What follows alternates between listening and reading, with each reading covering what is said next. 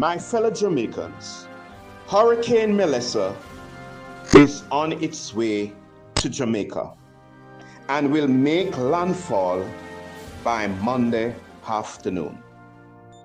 We hope all Jamaicans have been prepared by now. Melissa is moving very slow and may be a Category 5 hurricane.